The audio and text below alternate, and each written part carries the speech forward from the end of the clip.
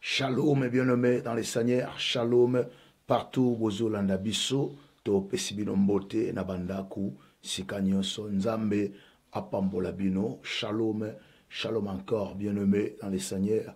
Et boye malamu, na notre grand service, il y a jeûne et prière, il y a un mois, oyo, to bandilelo, nzambe, akumama, shalom, partout, bisika, bozali, bien-aimé. Alors, tozo banda service nabiso, comme on a déjà partagé vidéo, bande ko bele pas na difficulté, il y a kota na katina télévision et récemment, alors to aider vraiment to partager massivement pour permettre na bande ko nyonso ba yeba ko zwa ba lien. Merci beaucoup bien-aimé partout bozali to pesibino mbote soko songa biso na 30 jours za la bénédiction pour na mutu moko et oko partager vidéo au partager na kati ya groupe oko partager na kati na mirna yo peut-être oko partager pour permettre bato baza ba ami na yo ba yeba ko zwa biso facilement et na bato yo bazo senga prière comme ce mona prière c'est déjà. Mais bah, message qui est aussi priorité. Alors, ce que sont abisso, merci beaucoup, bien-aimé. Samba Pambola Bino, Boye Malamu, Nakati na Mukona Bisso Iboso. Merci beaucoup. Alors, te partager vidéo, bien-aimé. Ce que tu partager, ce que tu mutu moko, ou bien mutu akota kiyo. Oko tindele pe na lien ya WhatsApp, et kokende. Et là, bah, te belé, bazo déclaré, ngana kotsa batu, ngana zozo ba notification te. Alors, batu, on a kotsa kinde wa komi, kotindelanga. Soko sunga au saliango, au partager pour bandeko, baye banako zwango. Merci beaucoup à vous tous, c'est bien nommé. Bon, koti déjà, boza et belé, merci. Tout le monde ndenge bozo partager, na kati na mikolo, oya li bonde li bien nommé, toko jouir na ba grande chose, et longo na nzambe, to koti prière au hasard, to koti yango par accidenté, to koti yango l'instruction, ya nzambe. Alors, makambo nyonso et qu'on marchait très bien par la grâce de notre Seigneur et Sauveur Jésus-Christ de Nazareth. Nzambe apambola bino kimia na kati na mabota na bino toko partager na lumbangu parce que ngape na partageaka na kati ya groupe oza ya WhatsApp pour na ko permettre bande ko bazwa ba lien. Alors, ce côté au sali signe au partager bien-aimé, to partager pendant quelques moments pour na bande ko bazwa to ko tabisonyo ensemble na kati na prière. Alors bien-aimé dans le Seigneur, tika ete nzambe na nguya na ye akanisela bino, nzambe na nguya na ye a se manifester encore na kati na bomo na yo na posa na yo. Et donc on nyonso eza besoin motema na yo bien-aimé et ko ekozwa encore solution est possible bien-aimé, réellement libre yango eza et thème na biso oyo tozali ko bondela réellement libre. Alors, bien-aimé dans les Seigneurs, réellement libre de les premiers jours, au tozo sala introduction, toya comme on a réellement libre zanini. Alors, ce que nous avons partagé vidéo, bande ko na ba quotité, ba yeba keto quotité déjà, continuer ko partager nzambe apambola bino. Alors, réellement libre, bien-aimé dans les Seigneurs, ezali ko talisa biso. Et la liberté réelle, c'est ça en fait, tout benga, réellement libre, réellement libre. Merci beaucoup. Partagez bien-aimé, partagez vraiment au quotidien, partagez bandeko nyoso, bazo yango ba yeba ete biso, to koti déjà à katina prière. Merci beaucoup et to partager biso nyoso, réellement libre. Alors bien-aimé dans les Seigneurs, et réellement libre. Toko mona na kati na makomi na nzambe et nzambe tango a créé mutu ki mutu na ba na makanisi ya mutu a souffrir te a créé ki mutu na makanisi ya mutu azala na pasité a créé ki mutu na makanisi ya mutu soki akozala dépendant azala dépendant kaka na yemoko nzambe mutakoza la dépendante na biloko mususu oya mokili. Alors c'est ça bien-aimé dans les Seigneurs oyo ezaki volonté ya nzambe tangalobi faisons l'homme à notre image abanaki kotalisa ete image na ye et ezaki et nde ou esali mutu fa dépendre na ye rien que na nzambe mutako dépendre na mutu mosusu te ako dépendre na force mosusu te mais ba vie ya bato ebele lelo eza susu dépendant na bango moko te ba bomo ya bato ebele ekomi dépendant na ba alliance ekomi dépendant na ba force moko songolo ya mabe. Alors lelo tokomona lolenge kani bien aimé na kati na vina yo okoki ko s'en sortir na kati na difficulté nyonso. Réellement libre bien aimé dans le Seigneur et ezali nini. Gloire au Seigneur. Réellement libre bien aimé ponato kotana kati na prière na biso toyoki liloba bongo to bondeli. Alors, réellement libre et tout, livre. Il y a Jean chapitre 8, verset 36. Jean chapitre 8, verset 36, la Bible nous dit, si donc le Fils vous a franchi, vous serez réellement libre. Alors, à tout ce monde-là, et le bien aimé, ce qui moana au basoloba, aza Christ, le Fils de l'homme, le Fils de Dieu. Ce qui Christ a franchi yo, au commis réellement libre. Bien-aimé dans le Seigneur, liberté est première valeur na kati na vie. Ndenge tout monde a baloba mutaza na droit na santé, mutaza na droit eloko nyonso, mais liberté yango eza mutuya na nyonso. Liberté la première valeur. Mutu nyonso na besoin de liberté. Même mutu o azana kati na prison, même mutu o azo passé na kati na ba épreuve, même liberté eza besoin na biso nyonso. Alors, tozana ba différentes types de liberté, ezana ba liberté mususu oyo tomonaka na kati na mokili effet ya mutu auti na Afrika et na Amérique, to aye na Asie, to aye na Europe, ezotalisa et rêve ya mutu ya ko vivre na kati ya liberté. Alors aye comprendre que à cause na ba avantage de liberté mususu na Europe par rapport à ce qu'azali na kati na Afrique. Liberté, eza ba sorte belé. Mais liberté, toujours le bela lelo, eza liberté, eza uta kati na Christ. Europe pe si batu belé liberté, ya ko s'exprimer, ya makambo belé. Liberté, et ko sala encore, nanzela, ya séjour. Et fait à cause de séjour en Europe, ils ont offrir liberté. Mais liberté, wana, eza liberté, moko ya tamuke. Liberté, on est kokiko, salanio sote na kati na vina yo. Alors, bien aimé, tu as trouvé, Nalinga qui a démontré réellement et où tu réel. Alors, la majorité a mon en français, sur qui est ce qui n'a ma et na M-E-N-T. Alors, et Zali Kotali Sabiso encore manière. Et réellement, et Zali adverbe. Adverbe. Ils sont là qui s'habillent manière. Adverbe, il y a manière. Tout ça, adverbe, il y a temps. Tout ça, adverbe, belé. Mais, tout ça, adverbe, il y a manière. Alors, réellement libre, de quelle manière, vivre situation wana? De quelle manière, vivre quelque chose, à vivre en haut librement? Na kati na librement réellement kozala et bon somi na réalité nango ezali kozala bon somi na apparence te parce que ba apparence ya liberté ezali mutazo vivre prétendant kozala libre bate belé bazo vivre lokola ba esclave bien nommé bate belé bazo vivre on dirait bazaba esclave on dirait bazali na kati na fi na bango mokote parce que seulement vie et permettre bangote et ba kende au-delà bon moi na bango et permettre bangote ba réaliser ba grande chose na kati na vi na bango. Alors liberté est très important bien nommé et sengeli na kati na 30 jours na un mois oyo pardon tous prier nzamba sala yo ngolu bien nommé au vivre vraiment liberté.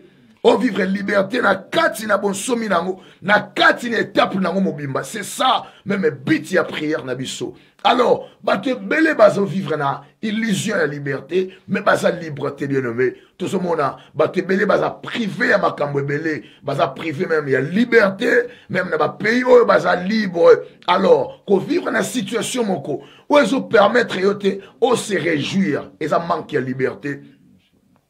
Ko vivre na situation moko oh, il a dit qu'on permettre yoté bien aimé dans le Seigneur. Oh, ça na kati na kimia, oh, soit la pédicure, et ça manque de liberté. Alors, Bible binabiso soki mwana moto a sikoli biso, to komi réellement libre. Alors, pendant un mois ma bondeli oyo, musala nyonso to kosala et kosala po ma vie na yo na kati na liberté. Ba te belé a utaki Afrique a voyager ki. Abina koma na mboka poto na établir vie nanga makambo e marché na faveur nanga. Na longo Afrique na ye na Asie na s'installer. Na longo na Afrique na ye na Amérique na s'installer. Mais pendant ces jours na kati na mboka wana, ozo vivre liberté te. Oza na poto moza liberté. Omona mutu mususu nanu azana séjour te. Kozanga séjour na kati na mikili ya poto. Ezali ko pekisa yo même osala ba déplacement libanda ya mboka oyo lingi. Oza liberté.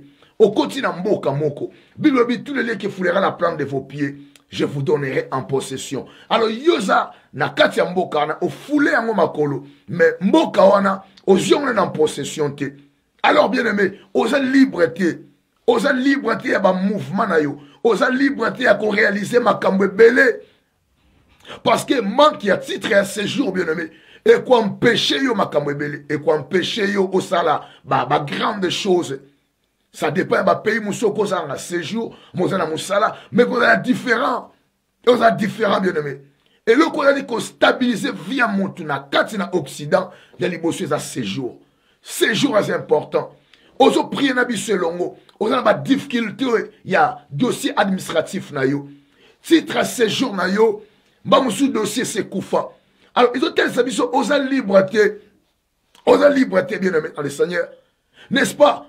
Mutu bakolongola ye na kati na foyer, ba memia na kati na prison. So balingi ba déporté. Pourquoi na kati na prison? Alors, était ce biso manque ya liberté.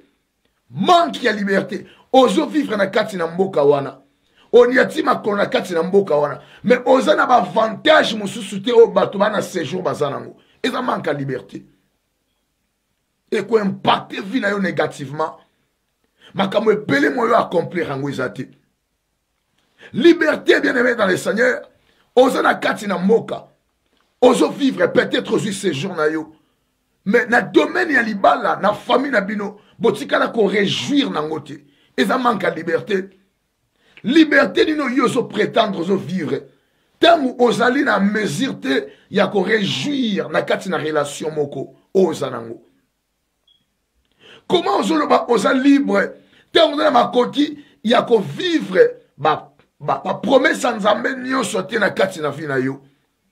Il y a des gens qui vont vivre na ba volonté ya batu. Baso vivre na ba promesse ya famille, na ba promesse ya coutume, na ba promesse ya tradition. Donc vie na yo se passer na si ya ba alliance satanique aux liberté. Aux liberté bien-aimé. On a ba projet sengeli o réaliser na vie na yo. Mo na ba ressources ya ko réaliser ba projet on a te aux liberté. Oza liberté par rapport à venir na yo. Olo taraba noto ya mabe na kati na butu. Oza liberté. Famille na yo imposa modèle moko bo vivara bino nyos. Oza liberté. Quand même okenda na kati na ndako na nzambe. Quand même osala la nzambe musala. Quand même oza serviteur servante na kati na ndako na nzambe. Mais bon moyo ozo vivre. Est-ce que ça réellement vie à liberté? Est-ce que oza réellement libre bien-aimé? Okolo bosala kamusala, okoma libre, ya social, au dépendant na yomoko. C'est vrai sa liberté. Mais liberté, biso te kolobele, sa liberté réelle. Tu es réellement libre. Et l'ikotel sa biso, c'est la manière ya ko vivre cette liberté, une manière réelle. Liberté réelle, yango toujours le belalelo bien-aimé. Si kati na kati, na un mois ya mabondeli, bien-aimé, on comme réellement libre. Liberté, il y a formalité. Liberté à côté honnête. On a quand il a beaucoup de na séjour, c'est vrai, on comme libre. Mais séjour on jui et même lieu à quatre ba difficulté monsieur belé, il y a qu'on vivre qui met la quatre na mboka wana. Ba te belé bazan libre, c'est vrai. Mais ba te belé ba comme réellement liberté. Liberté réelle. Okolo bozi mukanda elo komi libre. Mais le bi mukanda wana oyozi. Et puis sur accès na ndako, et puis sur accès na mituka, et puis sur accès na makambo ebele. Mais liberté est comme une difficulté musuna kati na vie. Et ça liberté, mais ça réalité. Obino, nga na su musala, na su dépendant na socialité, na su dépendant na katina, na sédicté, na komi libre, na sala vie na nga moko. Mais oyo so sala, ils ont permettre yo seulement, obana ko futa, ndaku na courant, na internet, na ma facture. Alors, osa libre, mais osa réellement liberté, bien aimé. Liberté na yo, esa limité na domaine moko songolo. Ce n'est pas une liberté réelle. Une liberté réelle, c'est quoi, bien aimé dans le Seigneur? Liberté réelle, elle a consisté dans délivrance, na katina malédiction, na katina ba loi, na katina servitude rituelle, peu comme l'issue vina yo, au vivre ma accomplissement et rédemption ensemble. C'est ça la liberté, bien aimé. Au quotidien kwa libala, au bien que na longi célibat, na commis libre maintenant, na vivre vie na ngai, le col a marié. Mais na katina kwa harmonie, ça osa réellement liberté. Osa réellement liberté. Bah tu es bel et bazan libre. Par rapport à conditions à vie, à sécurité à vie. Mais la liberté réelle est salité. Et le colobio est libre. Et comme même le problème. Et que l'ongolo kimia. Mais tango ziango sepeli. Bah tu boni ba sepeli la tambazu mikanda. Bah tu boni ba sala ba fête tambazu mukanda. Mais mukando a soit qu'il est l'eau. Ou à kanisa qui est à kimia. Et quand c'est la carte la liberté. Mais c'est la carte la liberté. Liberté n'a eu sengel à la réelle. Ce qui liberté n'a eu à la réelle, t'es bien aimé. Au coco qu'a jamais expérimenté ma grande chose dans l'ensemble. Aujourd'hui, on a vécu. Liberté en soi, et ça définit le coup là. Absence, il y a contrainte, bien aimé. Absence, il y a contrainte. C'est ça la liberté. Selon définition à dictionnaire, basolo ba définition, et ça absence, il y a contrainte. Contrainte, et ça le konini. Contrainte, et ça action, il y a contraindre mutu. Ko contraindre ezali ko tsa mutu na sena pression ko tsa mutu na kati na ba difficulté ko limiter mouvement ya mutu ko limiter esengo ya mutu ko limiter kimia ya mutu ko limiter jouissance ya mutu bien aimé. C'est ça la contrainte.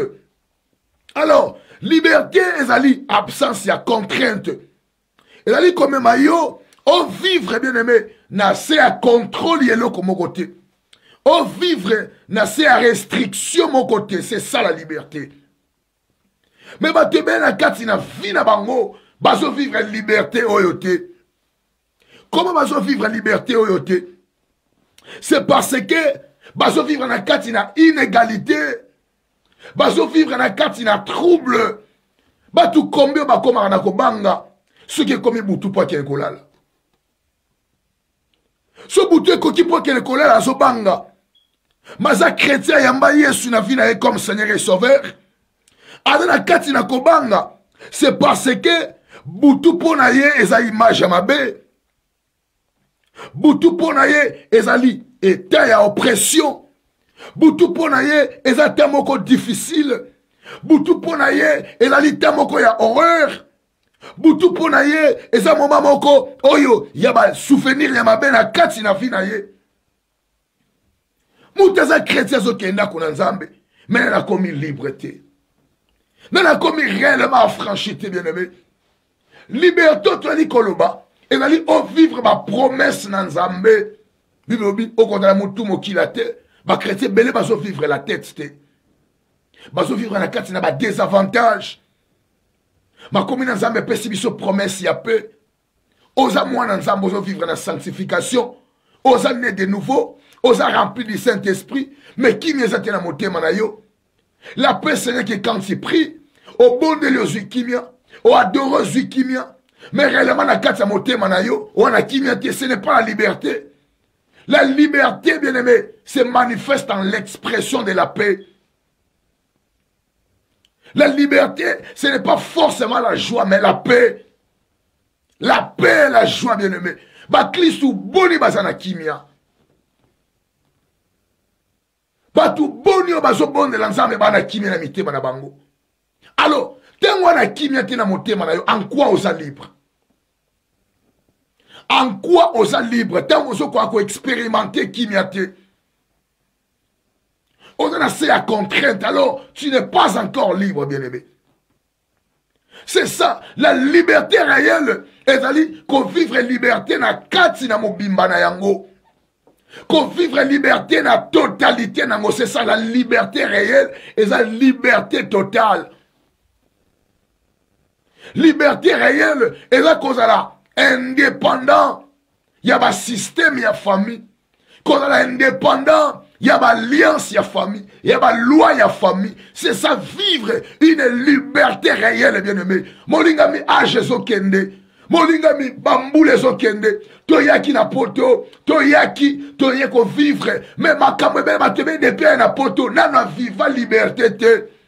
On dirait Kim yana ye ko koufane na kati na poto. La liberté réelle. Au continent d'Akwalibala. Moi, se réjouir nangote. Yo mo komi komi tuna. Mais libala on a banda kolula ngondeni. Na kota akati nango. Mais naza suna kimiate. La liberté réelle est à cause de la franchie, bien-aimé. Cause de la franchie, la difficulté. La liberté réelle est d'aller qu'on refuse qu'on lie le pain de douleur. Li pa ya pasi. Li pa ya soni. Ozo lia menzoto zo katana. Ozo lia menzoto na katina douleur. Ça, ce n'est pas la liberté réelle. La liberté réelle, c'est jouir dans ma promesse dans Zambé. La liberté réelle, c'est vivre, bien-aimé. Oh, lola et lobanabiso. Aucun habitant de la terre ne dira qu'il est malade. Yosa chrétien, né de nouveau, marchant dans la sanctification, la crainte de Dieu. Menzoto les a malades. Oh, zanasi abakir. Maladie, on pendant des années et des années. Comment on le vous a libre? Comment on le vous a libre? Si tu habites au gêné à sec, il y a au gêné à sec, parce que santé ne se permettre de gêner à sec. Alors, en quoi tu es libre, bien-aimé? En quoi tu es libre? Jésus-Christ nous a rachetés de la malédiction. Christ nous a délivrés. Yeswa Kangola yo, mais osa esclave ya maladie. En quoi tu es libre, bien-aimé? Non. La liberté est à cause de la hors contrainte, bien-aimé. Contrainte, c'est-à-dire action qu'on force moutou contre volonté naïe. Contrainte, c'est-à-dire qu'on serre moutou. Contrainte, c'est-à-dire qu'on mette pression l'icône à moutou. Moutaba na ko agir, na se a pression. Moutaba na ko vivre, na se a pression. Moutaba na ko sala, na se a pression. Bazot sa moutou pression na kati na vie naïe. Et pressionner que ça était monté à perdre la paix, mais je vivre en Europe. Batou combien moukolo, bazouaka nationalité européenne, basalanga ba fête, basepelaka, mais nationalité wana, ils ont ko sungayo ne loko mokote.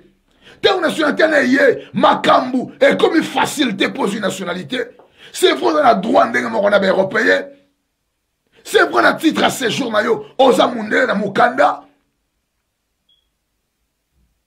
Mais vieux minéraux va vivre en côté. Alors bien aimé, manque ya liberté ça dit il y a contrainte. Contrainte la dit comme ça moutouna c'est à pression. Pression mon physique, pression mon morale. Bah tout combien on a fini avant voyager, il faut ça la moins koutounaye, bah qui s'y a bossé en côté. Ça ce n'est pas une liberté réelle bien aimé. Liberté réelle est à cause de la dépendance de qui cité. Comment force na yo eko dépendre de qui se sommet? Comment stabilité makila na yo eko dépendre de qui si? Et puis prétendre que la libre. Ça ce n'est pas une liberté réelle. Comment bien aimer dans le Seigneur? Oko ikoloba ete yoza chrétien. Oyambi Christ na vie na yo comme Seigneur et Sauveur. Ozali koloba ete na kati na bomo na yo ozamo Kristu. Ozali ko jouir na bilaka na Nzambe. Je serai la tête et non la queue. Mais na kati na vie na yo bien-aimé, ozali encore esclave. Ya mabala ya butu, en quoi tu es libre? En quoi tu es libre? T'es un démon, à quoi qu'on l'a et l'on a n'importe quelle personne, aïe na katina finayo, abandonne ça la relation forcée. La relation encore, oh, elle contre consentiment na yo. En quoi tu es libre, bien-aimé? Ça, ce n'est pas la liberté. Nous prétendons vivre dans la liberté. Nous vivons l'illusion de la vérité. Mais en réalité, ce n'est pas la vérité, bien-aimé. Ce n'est pas vraiment la liberté. Nzamba salongo na poko lelo, na kati na programme autobandi lelo, bien-aimé. Oh, c'est ça la réelle liberté, bien-aimé. Et ça cause la indépendance. La liberté, c'est l'indépendance. Ce qui va gagner moutou na kati na prison. Moutou na bakoloba, moutou na la liberté te. A la liberté te, parce qu'il va gagner na prison. Il y a ceux qui vont bimisi moutou, bakoloba batiki na liberté, soit une liberté provisoire, soit une liberté définitive. Alors, te belé na kati na poto, na kati na Amérique, na liberté provisoire. Ce n'est pas une liberté totale. Na ne azana 4 mois na vivra bien. Azana ba ne oyo, ceux qui a commis yango, moi soit commis yango, moi vivre bien zate. A vivra bien na été, soit commis na hiver. Santé ne komi ko beba, makole komi ko kangama. A commis le courant na séquelle ya rhumatisme. Mais c'est un chrétien né de nouveau. Mais où est l'accomplissement? Ya ma commune en Zambé, c'est par ces meurtrissures nous sommes guéris. Ces meurtrissures, tu es né de nouveau. Mozo vivre dans la contrainte, bien-aimé. Combien de chrétiens, surtout combien de katina hiver, tomara maladie chronique. Combien de chrétiens, ceux qui te l'ont dans l'hiver, te continuent à katina été, a combien de problèmes à miss. A combien de problèmes à paiement, a combien de problèmes à respiration, a combien de problèmes à paiement, a combien de problèmes il y a étouffement, a combien de problèmes au Gosomolo. Mais en quoi ta liberté? C'est quel genre de liberté on veut vivre? Est-ce qu'on peut définir la liberté? Osa liberté, bien-aimé. Osa liberté, osa liberté. Moutoumoussou pour vivre bien, il faut ça la été. Surtout quand hiver, on a sous liberté. A commis dépendant de vaccin, a commis dépendant de tonga, a commis dépendant de l'okobo. Na kati na vie, on a chrétien, mais moi, on y a biloko on y a suzate. On a chrétien, yo kolie biloko ma foutate, yo okolie biloko ya mungwate, okolie biloko ya pilipili te, okolie biloko ya mafuta mbila te, non pas pour yo lingi angote, mais parce que santé ne go permettre angote. Et ta santé ne go permettre yote o lia eloko wana. O comme chrétien, faut na lia oyo, oh na lia angote, mais en quoi tu es libre? Osa libre en quoi, bien-aimé? Osa libre en quoi? Tant nous autres na yo, ils ont dépendre na ba diagnostic médical.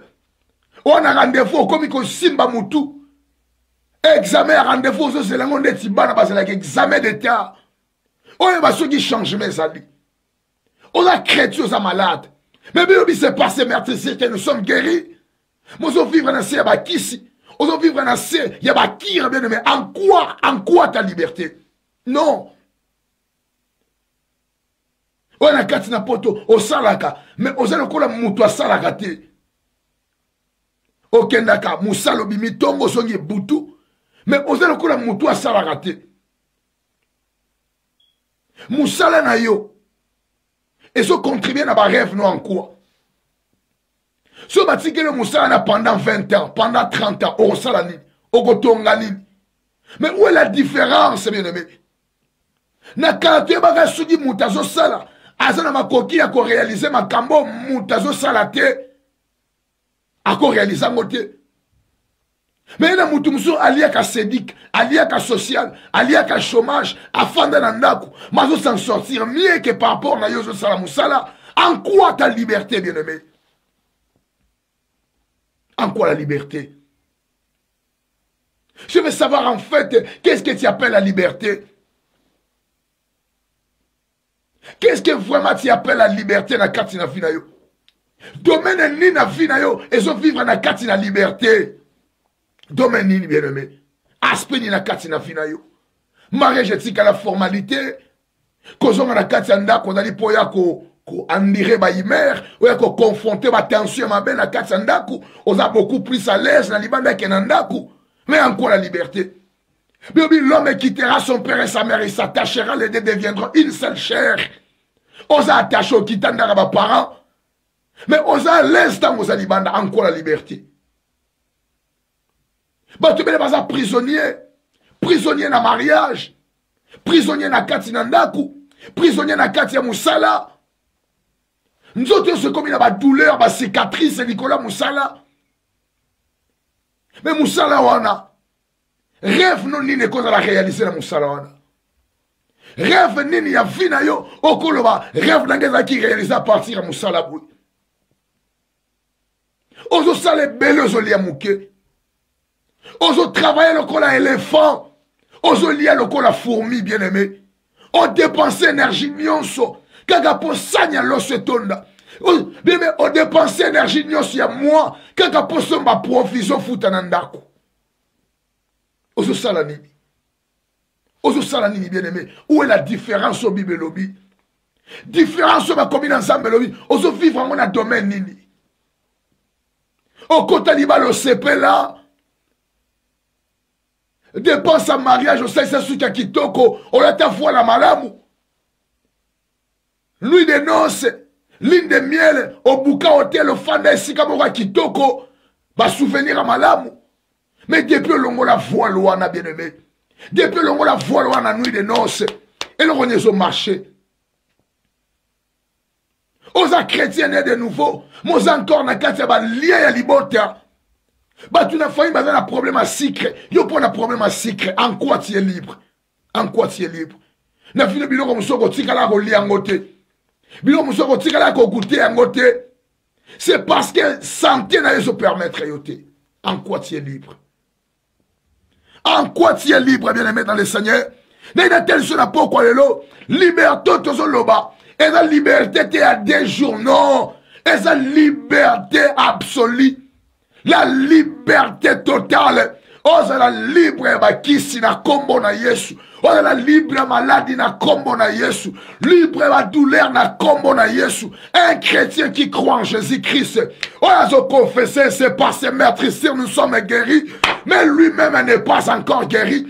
Il a des blessures dans son cœur. Ba blessure au bazokisa. Bambeli la kate motema na yo. Poignardé au dos. Tu vis au détriment de tes blessures. Tu n'es pas encore libre. Maman, papa. La vérité, bien aimé. La liberté réelle. C'est en Christ, bien aimé. On croit na Yesu. Après si vie na yo ne kulusu. Moi encore esclave, lélo. C'est par ces maîtrisures nous sommes guéris. Mais tandis que dans le 4e thème, il y a encore des blessures qui ne sont pas encore guéries. Ma blessure, ma zokisa, ma blessure, moussuna vina yo, oyebi, te robo, sanango, moukolonini. Mais en quoi tu es libre, bien aimé? En quoi tu es libre? Nous avons des prisonniers dans des églises, des mariages et prisons. Babika était papa Jean, maman Jeanne, babalana. Mais en réalité, ça dit, la thèse a prison. Il n'y a pas la joie, il n'y a pas la jouissance. Harmonie pour ce jour, en quoi on est libre? L'homme quittera son père et sa mère, c'est la liberté. Parce que l'homme dépendait de ses parents. La femme dépendait de ses parents. L'homme quittera, il a comme libre à parents. À sous-dépendant à parents. Le mariage est censé être une liberté réelle. Mais non, ils sont en côté. Maman les belés, ce jour dans la communauté. En quoi c'est le mariage? La liberté réelle, bien-aimé. Mon amitié en a besoin. S'il y a besoin de cette liberté te rendra heureuse. Cette liberté te rendra heureux. Cette liberté fera de toi un homme heureux, une femme heureuse. Cette liberté réelle changera des circonstances dans la vie. Cette liberté réelle, bien aimé, et qu'on transforme ma kambu, na kati na vie na yo. Tika ete na un mois oyo, to kotie ma bonne de lit, nenge to introduire le lot, zamba me mon liberté, on vivre cette liberté, na kati ya motema na yo. La paix du cœur, c'est aussi un signe de la liberté. liberté réelle. La paix du cœur, bien-aimé, c'est aussi un signe. Il y a liberté réelle. Aux chrétiens, tu n'as jamais eu la paix du cœur, bien-aimé, la katia finayo. Problème si ma problème. Ba problème landanaka. Aussi mbongo moko songolo. Mais mbongo eko zango dépenser quelque part. À chaque fois, mbongo na banque les comme apoye comme mbongo belé. Li kambu moko eko yako bima mbongo eko bimekei. Batu ba monike muta salaka. Ba pongezo katana. Mutu musupo muna asala musana na poto na Amérique nazi. Ane pe na mbongo na ye. C'est vrai, ana mbongo. Mais mbongo wana, et comme elle est le la chiffon na munoko. Ako réjouir na ngote. Seulement on a 20 000 na banque. Seulement on a 30 000 na banque. Mais na kati na fi na ye. Na kati na fi na ye. Ane ne sengote. Ane ne sengote na kati na fi na ye. Ane na mbongo na ye. Mais di ba na netambula na ngo bien te. Ane mbongo na ye. Mais harmonie na ndako saka na ngote. Et comme un gars qui a saka na mbongo moko quelque part. Mais sengo muta saka na ngo ya mbongo asa na ngote. Mutu so ana 20 000 na banque, ana sengote, ana 50 000 na banque, ana na joate. Mais mutu mususu kutu ako luka na banque depuis akoma na poto na kanisa 5 000 euros te. Masali 2 années. Terazoka mutu wa voyager, mutu wa seli wa yazo kamo. Mais azo sala ngona ndenge na ba moyenne. Ba te belé baza privé à liberté bien-aimé. Baza privé à liberté. Baza privé à liberté. Bazo vivre liberté, bazo vivre la contrainte, bien-aimé. Contrainte, c'est-à-dire, action qu'on force moutou à agir contre volonté naïe. Quand ça moutou na nzela moko étroite, nzela moko moukousse, bah quand tu na couloir moko, il y a 1 mètre. Mais yo so mesuré, na mouné na yo 90 cm. Siko batu bazo lando na sima na minduki na mabanga. Siko yo, espace osa nango, eza mukie po opérer. Batu ben na porto ba na espace ebelete. Ndaku no za espace, jardin no za espace, mutuka no za espace, mais na kati ya vie na yo moko za espace te. Couloir à 1 mètre. 1 mètre na ndenga largeur. Yo za 90 cm. Alors, maintenant, baso lando na sima, na mabanga. Yo faut bando kima kaka. Et puis, tant aux kima, ceux qui ont s'installé à gauche, au Betimir. Ont s'installé à droite, au Betimir. Moi, yo ba le côté à la tête, bato ba la nana na komi wap, c'est ça, bien aimé. Il n'a vu coincé. Manque à liberté. Bato yo vivre en contrainte, bien aimé. Alors, mon lingami, na lingina tel, c'est 10 choses, bien aimé. 10 choses, oyo. Ceux qui osent nango olobi non, les libre. 10 choses mususu oyo, ceux qui osent nango te, oyebi non, jamais, les liberté. 10 choses nangina talisa, yango eko définir liberté na yo. Mba mususu yobi osa libre. Mais tu vas découvrir, au moins été osa vraiment libre, t'es bien aimé. Vous savez, na 4 matières la liberté. N'est-ce seul comme bien aimé dans les Seigneurs. Bible zo banabiso apôtre Paul a lobby a bien été mutu nyonso asa liberté. Apôtre Paul a lobby yango. Et là, na sepelaka na enseignement ya Paul tango azo parler sur la liberté parce que asa moko ya apôtre a viva via prison et belé. Paul, l'apôtre Paul, a viva vie à prison à maintes reprises. Bah, l'être belé à comment on a prison. Bah, est-il biblique que le bien a même livre et à Romain à comment on a prison. Alors, apôtre Paul, Azali, n'a ma coquille à définir liberté, non pas seulement parce qu'elle a inspiré, n'a mon lieu mon santo, mais c'est parce qu'elle vivre vie à prison. Alors, quand il a livré à Romain chapitre 6, apôtre Paul a dit tel sabiso mutu nyonso aza liberté, à vivre dans la liberté. Dans Romains chapitre 6, dans verset 17, apôtre Paul a dit banabiso mutu nyonso aza esclave ya péché. Dans Romains chapitre 6, verset 18, abi mutu nyonso aza esclave ya justice. Elingi koloba soki mutu a quitté domaine à péché, domaine à justice et kokanga ye. Tout un ango bien aimé tous à la meilleure compréhension. Romains chapitre 6 verset 17 à 18. J'ai lu au nom du Seigneur Jésus-Christ. Mais grâce soit rendue à Dieu de ce que après avoir été esclave du péché, vous avez obéi de cœur à la règle de doctrine dans laquelle vous avez été instruit. Verset 18. Vous avez été affranchis, vous êtes devenus esclaves de la justice. Bien-aimés dans le Seigneur, version de la Bible, tu es belé, tu es chrétien belé. Apôtre Paul a zoté sabiso, abi, na kati na vie, eza biloko mibale zo sala mutu esclave. Ya liboso le bien za lisumu, ya mibale le bien za justice. Tangu tozomo na justice, d'abord lisumu ezali désobéissance. Ezali transgression ya loi de Dieu. C'est ça le péché. Et le comme mibale alobi c'est la justice. Quand on touche justice, et te sabiso likamba mibeko. Mibeko efandi na domaine la justice. Na justice, mobeko nde e kondanaka mutu. Mobeko e kotsaka mutu na prison. Mobeko po e liberaka mutu. Alors, ce qui totali justice na domaine na mobeko, toye moneza na mutu mususu. Azangi liberté na vie na ye, parce qu'azo vivre dans le péché en accord avec Romains 6 et 17. Mutu mususu manque ya liberté na ye, eza nango lisumu te. Mais manque ya liberté na ye, ezali mobeko ya libota na ye en accord avec Romains chapitre 6 verset 18. Et ne bato va vivre na liberté te à cause ya famille na ye. Mais soit vivre na liberté te à cause ya lisumu. Ma sumu asala na kati na vie na ye et privé liberté. Voilà selon verset 17. Mais le verset 18 a touché les kamba justice. Justice est bien aimé dans le Seigneur.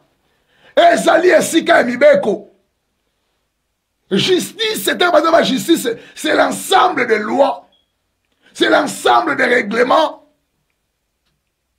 Alors, tu es belé, bazangi kimia, parce que mibeko ya libota na ye. Parce que mitumba ya libota na ye. Ezali kopesa ye ndingisa te. Ezali kopesa ye makoki te bien aimé. Abika na kati na liberté. Azana posa vivre libre.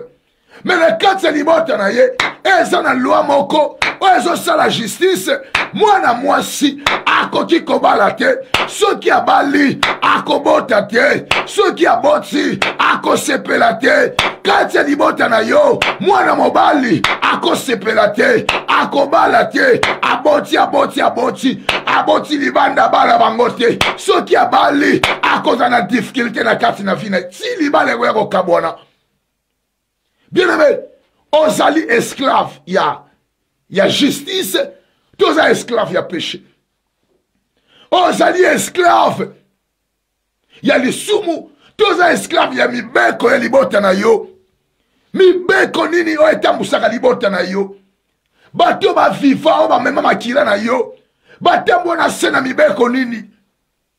Tango na mobeko moko ezo pese liko na yo. Okobika liberté te. O vivre bon somité na vie na yo. Des raisons tout le monde va te belé. Bali ko souffrir na vie na bango. O mona mwasi. Azali ko luka mabota. Mais c'est parce que na katsa libota na ye. Et c'est na loi moko ezo travailler contre ye. Oui, mais demain, la conscience ma bota, ça dépend de la famille. Frère Moussou, c'est bango nyos. Mais frère Moussou, bango nyos sote. Quand Moussou, la famille, mi sa tu ba bota, mi balé, ba tira la bota te. Et dit que ba moutou yo, ba condamné à bota te. Et ça, la loi moko, ezo peki sa ye. C'est parce que t'étais moi si moko, a joa ka succès. T'étais moi si moko, a bota ka déjà de sika na yo. Ma boto yo, ça a sacrifié. Il y a une loi. Il y a une ordonnance. Oh, ils sont condamnés au bic à liberté. Au bic à bon sommité. En quoi tu es libre? En quoi tu es libre? Au bali. Au nanda kwa libala. Au meli bamboule belé. Okwa kosimba mabota te, en quoi tu es libre? Osa liberté. Osa liberté. Yanga porte-parole lobby, ceux qui moto. À quoi il était dans la loi ou il y a les soum, à quoi il y a la loi de justice? Alors bien aimé, mi beko ya libota, et quand il peut qui se simba certaines choses dans la vie na yo. Mi beko ya libota na yo, et quand les pe qui se le pont na yo, ont réalisé ma rêve na yo bien aimé. Romains 7, verset 18 à 19.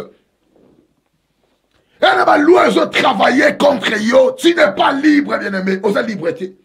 Tu n'as pas domaine belé à vie, oya romona. Yamoni, nakatina, o apporte pour le oya comprendre réellement qui est libre, qui vit dans la liberté. Nous avons des promesses, nous vivons selon la foi, mais dans la chair rien ne marche. Rien ne marche en quoi tu es libre. Un chrétien né de nouveau, ozona makabo, olo langue dans la spiritualité, makabo, osa talancieux sur le plan spirituel, mais dans le plan physique, tu vis la pauvreté, tu vis la misère, en quoi tu es libre? En quoi tu es libre? Et pour cela, Nakatina, programme, tu es total yo, il faut vivre une liberté réelle. Liberté réelle. Et là, tu es au Mukanda, au comme libre au voyageur qui est pays. Batou Moussou, des personnes Mukanda n'a abimate. Parce qu'elle a tenté des personnes Mukanda, en quoi ça libre. Batou Moussou paye des personnes Mukanda, ma côté abimezate. Pour avoir à combien, à foutre à combien, séjour à combien, collier à combien, bon autant à Rosonga, à Ozomoussou wapi. Bien aimé, si on est dans Katina Finayo, dans certains hommes, dans certains domaines, on doit comprendre que on a privé en fait la liberté. Tu ne vis pas la liberté, le Seigneur le vivre en tant qu'un chrétien. Romains 7, 18 à 19. Apôtre Paul dit, ce qui est bon, je le sais, n'habite pas en moi, c'est-à-dire dans ma chair. J'ai la volonté, mais pas le pouvoir de le faire. Car je ne fais le bien que je veux, et je fais le mal que je ne veux pas.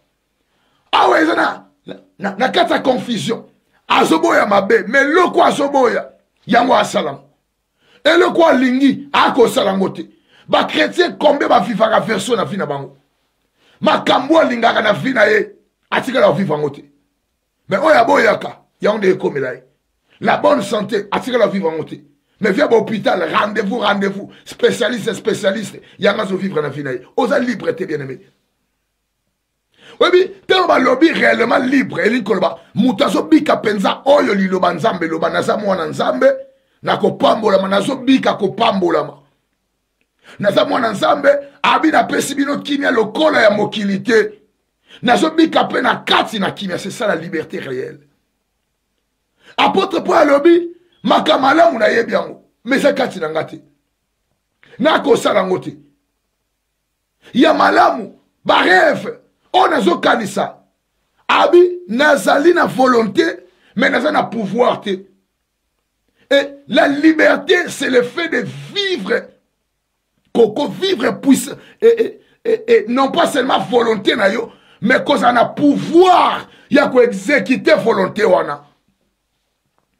Ba tout combien bazana na volonté, bazana ba rêve, ya ba mariage de rêve na fina bango. Mais ba na pouvoir te en fait. Pouvoir wane peki sabeli bango à cause ya mobeko moko, à cause ya loi moko. Ouais, ils ont travaillé dans makila na yo, ils ont travaillé dans l'environnement na yo, ils ont travaillé dans la famille na yo. On a la volonté, mais tu n'as pas le pouvoir. C'est ça tout ça bien un manque de liberté. Yo me apporte pas de conclure. On a zolinga moi na sala mwezati. Pourquoi volonté ça? Na bala, na la kimia, na sala, na kene poto, na mukanda, na sala volonté zali, mais pouvoir y a quoi accomplir la volonté on les a tu n'es pas libre. Alors bien aimé dans le Seigneur, tu vas vivre 10 choses oyo. Na katina 10 choses oyo, na ngina pesa aussi koyo. Et que déterminer yo, ceux qui ont libre, tu as liberté. Na katina 10 choses na zo pesa. 10 choses en fait façon il y a qu'à exprimer liberté. Alors Et si on se retrouve na yango, ne okosala domaine wana ezala domaine okobimisi la force na kati na un mois sur la prière. La liberté, bien aimé dans le Seigneur. La liberté, c'est quoi? Na pesi définition à liboso. Liberté, elle a dit, et le koyo, et ça n'a pas de domination étrangère. Et le koyo, et ça n'a pas de domination étrangère. Ma vie est belle, ça n'a pas de domination. Il suffit le temps d'autre, il y a mari de nuit, il y a femme de nuit, et le koyo, c'est les bunga. Il suffit le temps d'autre, abungi si li papa, alongwe linu, bazoki siye, alota ndoto moko ete bazolande na butu po kaka eloko esengelaki pese kimia ebunga na fina ye. Soki fina yo eza na se ya domination étrangère. Yo mo o sentir on dirait que e na force moko zo dominer likola finanga. E na force moko e fande lingai.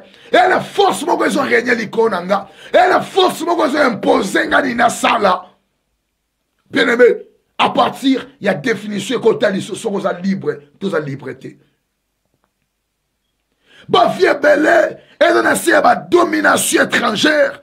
Elle a essayé ma domination à mon lili. Oh, mon amour, mon bali, mon amour, si, abunda kanafi, azana makasi, aibi kolenge la libala, mais aussi mbate. Ils ont marché. Ceux qui n'ont pas de famille, ils ont une histoire à pauvreté. Ils ont chrétien, ils ont vivre même histoire aux liberté. Ils ont dominé l'icône.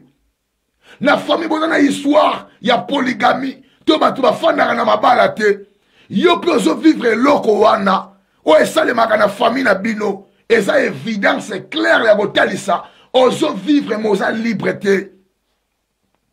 Quand on a porté la liberté, bien aimé. Moutou moussou en Afrique, makamune, ils ont marché, ils ont vivre en haut. Batou bonio balongwe na poto baki en Afrique. Non pas quand na makamba politique, na makamba belé. Pour na koteli ça, au cause na poto mozo vivre en liberté te. Au cause en Amérique, en Asie, na Australie, mais mozo vivre ba rêve na yote. Et cause na force moko, force oyo. Ils ont dominé les colons. Ils ont imposé au salabo. Ils ont imposé au divorce. Ils ont imposé aux misère. Ils ont imposé par la force. Et les côtés, ils sont assez. Il y a une force étrangère. Où on a la liberté. Deuxième miroir. Où il faut éclaircir la liberté. Et la liberté. Moutou est libre. Aza mutu azali ko décider pe azo ko agir na ye moko. Mutu yo aza na se ya suggestion te. Aza na se ya pression te. Ba vi combien na se ya pression. Mutu azo vivre on dirait na se ya pression. A perdre la paix intérieure ana kimete katina ye. On dirait finir ça à suggestion. Moi yo décider ça te. Mais tout combien ça que Yesu qui a pensé le quoi et qu'à lobby en Ogagabo et ça il m'a soutenu. Bah vieux belé et comment qu'on s'adapte dans ma circonstance. Ma tika qu'on vivre jamais ma rêve na ye. Ye s'adapte à ma circonstance. Ah et ye kaka nandimi ango. Mais ezale lo comment côté rêve na ye comme la ye. Au côté décider de mon côté. Au quoi agir par yo mon côté. Vina yo ezali na se ya ba suggestion ya makambuto ya ba force. On a se ya pression de mon côté ma bonde lo ao. On a se ya pression mon ko ya mabe. Pression les hommes mon sala oh yo zo lingato sala. Ezo amené on a terrain oh yo za confortable na ngote. Ce que le ko eza domaine na yo aux liberté. Parce que liberté ils ont dit qu'on décide par Yomoko. Ils ont dit qu'on agir par soi-même. Liberté, ils ont dit qu'on refusait à suggestion des choses. Liberté, ils ont dit qu'on vivre sans pression. C'est ça ce qu'on appelle la liberté. Troisième définition, c'est un miroir et que éclaircir yo. La liberté, c'est ce qui n'est pas assujetti à quelque chose d'autre. Ce qui n'est pas esclave. Ce qui n'est pas lié. Ce qui n'est pas tenu par une loi. Ce qui n'a qu'à na vie na yo bien-aimé. Ozali assujetti na makambo. O vivaka lokola esclave. Vous savez la différence entre esclave et serviteur et ça. Serviteur, c'est que si moussala ba fouti. Mais esclave ba fouta marati. Parce que adana sena ba umbu. Serviteur a zwa salaire. Li fouti en échange ya service na ye. Au pesinga service, ngana pesi yo rémunération. C'est ça l'échange. Mais tandis que esclave na kati na vie na ye, adana rémunération te. A cause de l'ifutite pour engagé a ce sala pour la maltraiter. Alors ce qui n'a qu'à na vie na yo on vivra le kola moumbu oza libre o sentir oza lié ne lokomoko yanda ku ya papa ya fondation yanda ku ya mama oza na kati na vie na yo oza tenu par une loi yebete oza liberté bien-aimé oza liberté. Il y a longtemps que bon de là, réellement libre. Ba pisto toujours pèse là, ba pisto yo faut se baser nango. Tala nini oyo se retrouver nango. Ça la force non na eloko wana. Bimi sa force non eloko. Et le comment peut que litloa oyo et tout singa et tout makamba libota nanga et tout makamanda kunanga bimi sa force nyonso. Ce gars on colle la 3 heures du temps, il n'y a pas là, la 3 heures. Bien aimé, ponge mwandeni oyo lala. Viens mwandeni oyo so vivre kolala ponge bele. Qui myango ya wapi ozanango. Mbeto kitoko ben somni. Mbeto kitoko bandoto mabe. Même mutala line toko tiki kwa la. Et toko ya binse kwa. Ako rêve tout refait. Ako rêve Belgique.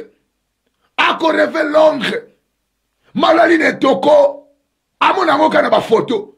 Mais yo fanda na Londres. O fanda na Porto. Oza na Paris. Oza na France. Oza na Belgique. Oza na Hollande. Oza na Suisse. Yo lota gaba Zamba. Mais mutaza na Zamba zo lota Porto.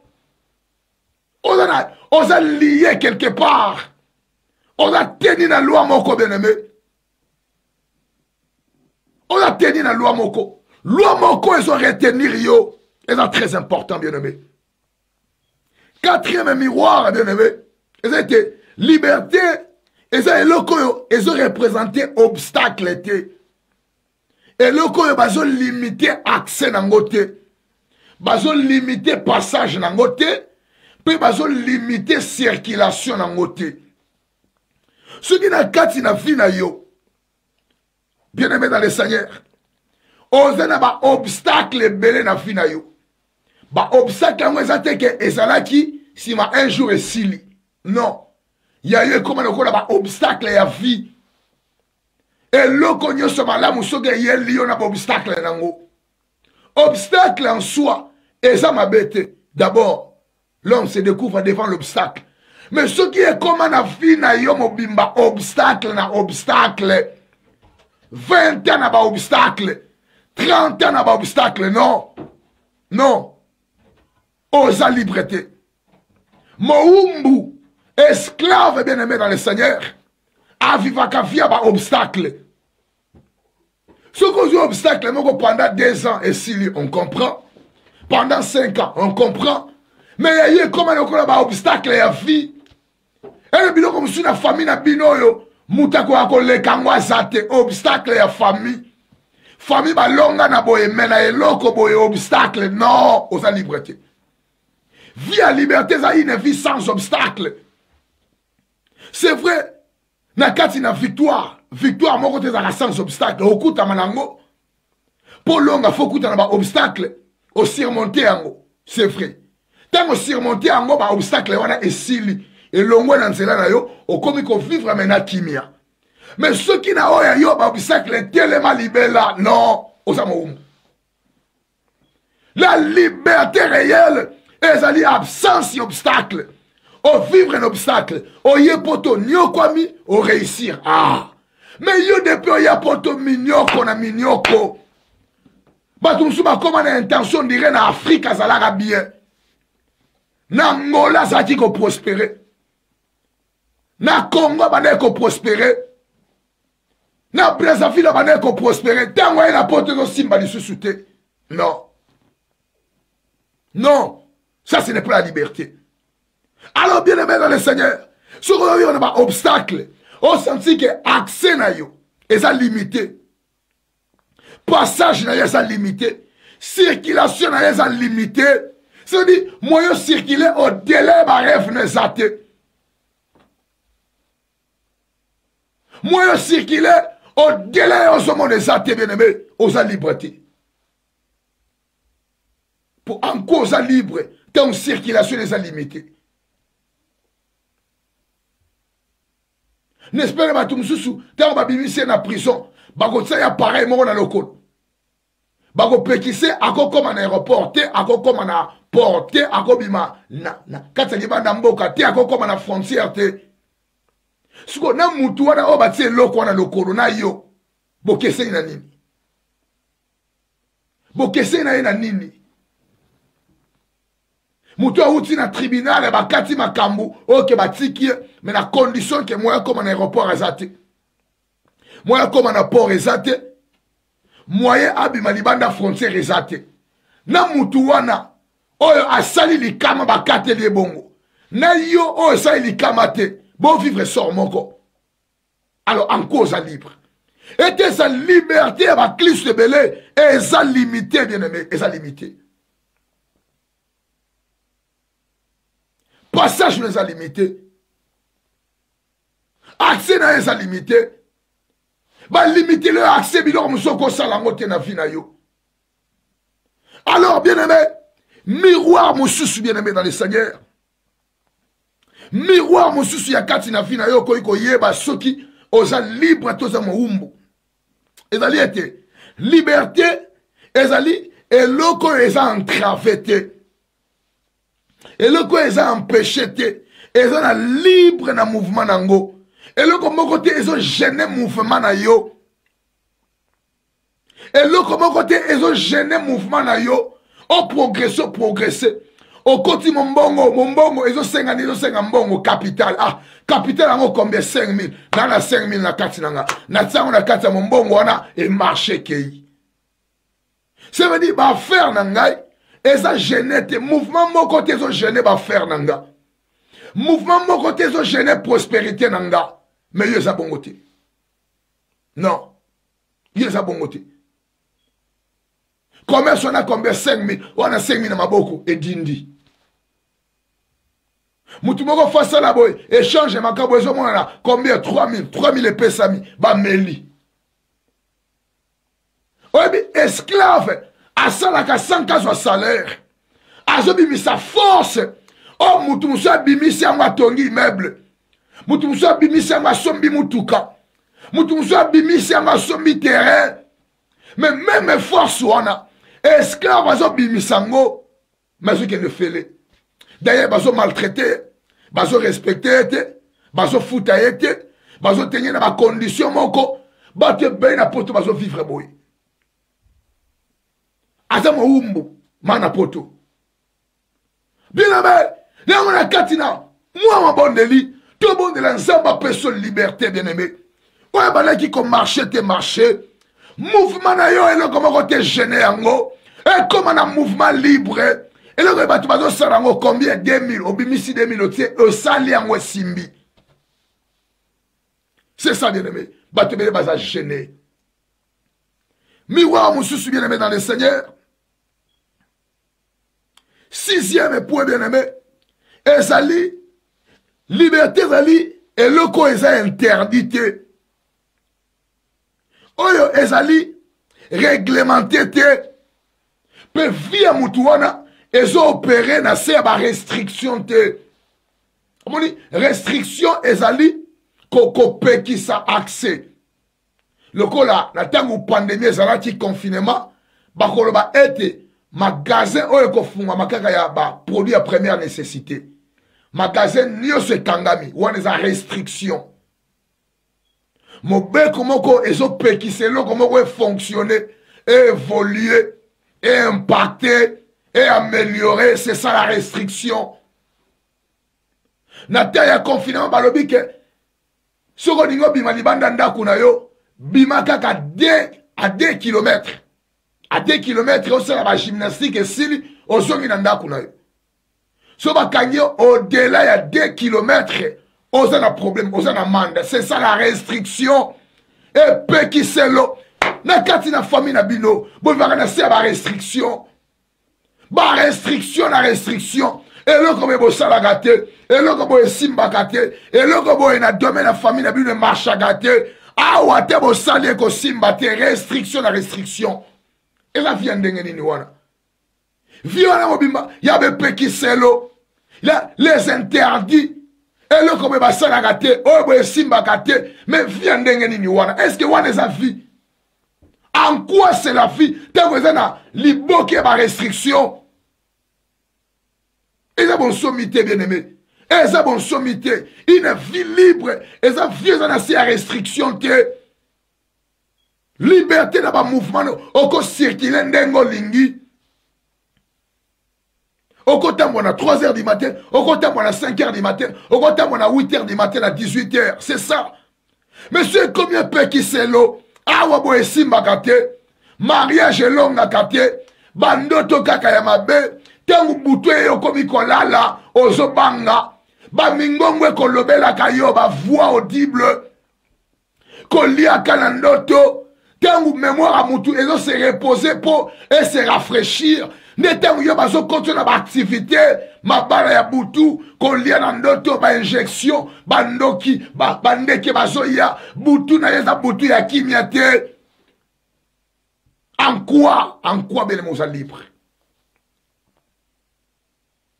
Bien-aimé dans le Seigneur, liberté encore, bien-aimé. 7e point, il y a liberté, ezali été. Liberté, ezali été ya mutu oyo, azo exercer pouvoir na ye, na souveraineté nyonso. Ndenge ba, une nation libre. Un pays libre. Nation libre, aza nation oyo, azo dépendre na nation mususu te non. Que Congo Kinshasa, il faut dépendre na Belgique et pour Belgique muta coloniser non. Congo Brazzaville, il faut dépendre na France parce que France muta coloniser non. Sénégal, il faut dépendre na gouvernement à Paris parce que France a colonisé non. Nigeria, il faut dépendre na Angleterre parce que Grande-Bretagne muta colonisé non. Nation libre, à la nation yo, a décidé pour la likambounaye. Nation libre, nation bien aimé dans le Seigneur, azali na makoki en fait, il y a qu'on jure la liberté, qu'on exercer pouvoir na ye. Tout pouvoir m'a été donné, n'est-ce pas? Et ça verset biblique. Tout pouvoir m'a été donné. Alors, bien aimé, c'est la réaliste. Tout pouvoir nous a été donné. Pouvoir nini, oye pesa mena yo na lola. Oh yo zana makokia ko exercer na vie na yo. Na bandoto na yo. Pouvoir nini pesa mena yo. Ndenge bibi tout pouvoir m'a été donné. Pouvoir on a oso jouir nango. Ba tout bon yo ba finira ba on a kingo. Plus ça solo ba au nom de Jésus, plus c'est moutouna azo finaliser sur ma casse. En quoi tu es libre? Aux chrétiens. Réellement libre, en fait. Programme moyen pour la bimisa yo. Oh, comme à penza bon sommi. Oh, bika na bon sommi. Oh, joie liberté na vie na yo. Ni on soit échangé. Oh, bandaki ko marché te. Et comment ko marché. Oh, et kangamaki. Et fongwama. Oh, sikolama. Oh, sekwa. Oh, fuluka. Oh, bika bilaka. Bilaka na nzambe. Na mobimba na yango. Toza na sena moyoyo. Pandemie yaki. Pandemie kei. Mokilezo ke na suka. Lobi lobi enlèvement koya.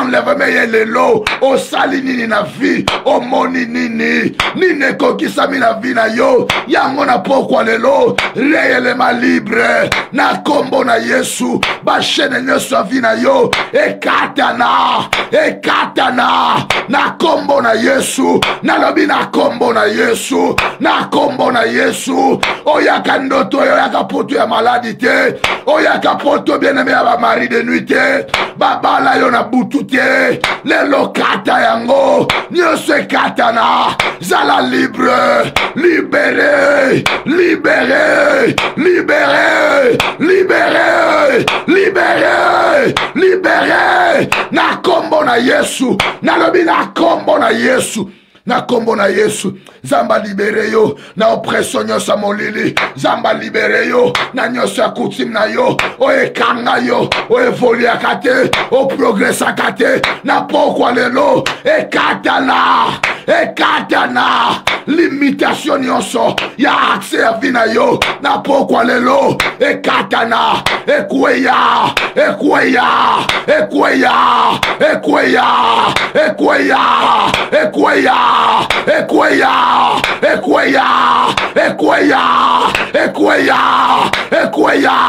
libéré libéré libéré na kombo na Yesu dans le nom de Jésus-Christ de Nazareth.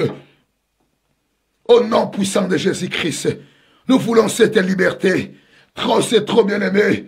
Batebela umeli abotamaga mwasi matikala ko sepela te na vie na ye abotama mobali makambo ezo marchete parce qu'il y a une loi na famille na ye na makila na ye et na ba ordonnance o ezo empêcher ye a sepela a pumbwa a évoluer na pokwa lelo e katana na kombo na Yesu na kombo na Yesu na kombo na Yesu libéré libéré na kombo na Yesu Masia ozala libre bien-aimé ozala libre oyaka poto ti lelo dossier administratif na yo evoluaka te bato baye poto na nsima na yo bazwi ba nationalité oyo baye poto na misu na yo omoni bango kokita na aéroport bayebi langue te lelo baprogressa yo tikalaka ancien ozaka doyen bato bazoya bazoleka yo okoma lokola roulage alekisaka bato me ye moko alekaka te okoma lokola escalier bato bamataka me ye moko atikala esika moko mobeko nyonso oyo ekondana yo olonga te obala te obota te ekweya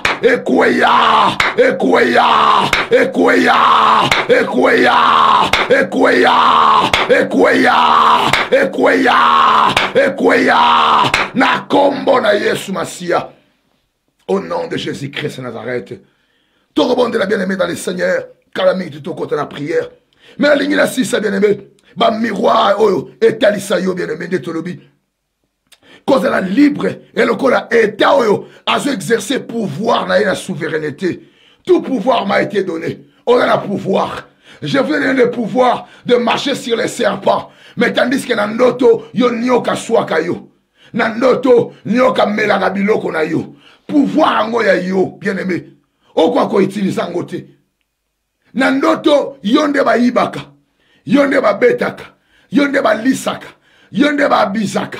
Yonde ba ko forcer yo bolingo na kati na bandoto na yo. Mais pouvoir ango ya yo bien aimé au juste Moussa nango esanini. Et là pouvoir mo étiquette seulement. Na libre libre réellement libre de koloba na komi ko salela nguya na ngai ya solo na lota bandoto ba finanga na kingo mais pendant 30 jours oyo pendant un mois ya mabondeli eza disumute bato ba lota nga na fini bango kingo o bazo luka fina ngai yo lota kana ndoto bako beta yo eza mabete muta lota ndoto yo po betie makambo changer pouvoir ezwa wa nous sela ngonini. Tout pouvoir nous a été donné. Le pouvoir de marcher sur les serpents, sur les scorpions. Moza victime à serpent. Oza victime à serpent et à famine à yo. Bien aimé dans le Seigneur. Oui, je vis des chrétiens. Je vis des chrétiens. Je vis des chrétiens. oya botami nzamba bengi atikali ko ise puissance na yete atikali ko ise pouvoir na yete atikali ko ise autorité na yete asaeli yangote a utiliser yangote. Tout pouvoir m'a été donné. Oui, vie chrétienne, bien aimé. Vie chrétienne, et ça vie à ma récitation. Non, c'est fini, moment à ma récitation. Au kanga, ma verset biblique. Au récita na yango. Mais ça, les magatins na vie na yo. Ma kamboua na esili. Na lobi abou pia. Oh, ils ont récité. Faut banda ko vivre yango. Yo moko bika yango. Je suis devenu une nouvelle créature. Des choses anciennes sont passées. Et ça récita. Il y a les corbeaux et les renards, mais c'est une vérité. Bachene katana, o comme réellement libre, o bandako vivre yango, na katia vina yo, na ndaku na yo, na libala na yo, na santé na yo, réellement libre, o kango lama, o bika na kombo na Yesu, o bika bonsomi ya solo, bonsomi ya solo. Batebe ba comme une impression dirait, ba païen de ba vivre na kimia. Mais chrétien na kimiate. C'est vrai bien aimé. Vie chrétienne et ça vie à bitumba. Mais bitumba tozo bundango et ça combat différé. Tozo bunda te poto longa, tozo bunda na et longa, c'est ça. En fait, on vous fera la guerre, mais on ne vous vaincra pas. Pourquoi on vaincre bisoté? Parce que dans la guerre, mutumoko fa échouer, n'est-ce pas? Dans la guerre, et ça gara batuba qui est de Nil. Guerre et ça maquillé sopanaka. Mais tant que on vous fera la guerre, on ne vous vaincra pas. Donc tout ça la guerre, mais victoire est là déjà garantie Nabiso. C'est ça les combats différés. Christ a vaincu sur la croix. On se boundane longa, mais finit se paraître échec. On a moutou makambu blocage dossier à côté ça niatama. À côté dossier mi balé kangama, ya mi ça tu niatama. Sur la réponse c'est à réger. Sur la réponse c'est à ordre de quitter. Ce que je réponds, c'est ça négative. Pourquoi bien aimé dans les seigneurs, contenir à négatif, il faut ma cambo changer. Ma cambo na vino et soit ma colo et banda ko tambola. C'est ça, réellement libre. Oh, vivre ma cambo au bon de la cas. Oh, vivre ma cambo, oh, yo récité un verset biblique. Oh, comme à peine un verset biblique, moko, tant que je récite, tant que je monte ma cambo, ça la met là, on a vu. Il y a malamu. Et là, très important, bien aimé dans les seigneurs. Réellement libre, bien aimé. Quand elle est libre, elle dit en fait, et le koyo, elle doit dépendre de l'engagement mon côté à ordre. Elle doit dépendre de contrat mon côté. Tant que tu as un contrat et des alliances. Tant que tu as une famille et une alliance. Alliance et un contrat. Contrat ezali batumi balé bazo sali kambu moko yoko sali le côté sans que partenaire ya contrat mususu ayeba nde ezaka na kati ya contrat yo mona famille mususu yo lingo bala oko bala te soki nanu bato basalaka alliance na famille na bapesi accord te alors wana oza libre te quand elle est libre bien aimé ezali mutu oyo aza la captivité te mutu aza prisonnier te quand elle est libre c'est loko ils ont respecté alliance te au loi ya famille non c'est ça la liberté bien aimé c'est ça la liberté alors c'est très important bien aimé na pourquoi les loba no bon de l'ensemble et nzamba peso liberté bien aimé liberté c'est ngele kota na kati na vie na yo bien aimé bon mon comme libre to kume mitu na biso to bon de l'ensemble bien aimé to prier comme ça. Dans quelques minutes, ça tous au fond la prière nabiso. Alléluia. Oh, Yeshua jali awa, Yeshua jali awa, Yeshua jali awa, nabiso. Yeshua jali awa, Yeshua jali awa, Yeshua jali awa, nabiso. Ya solo, alléluia, alléluia, alléluia, na Yesu, alléluia, alléluia, alléluia. Alléluia, na Yesu, tout le monde est bien-aimé. O kwa bisa nzambe na poko lo bien-aimé. O yoki maloba na nzambe. O yebe sika wapi ozako kangama.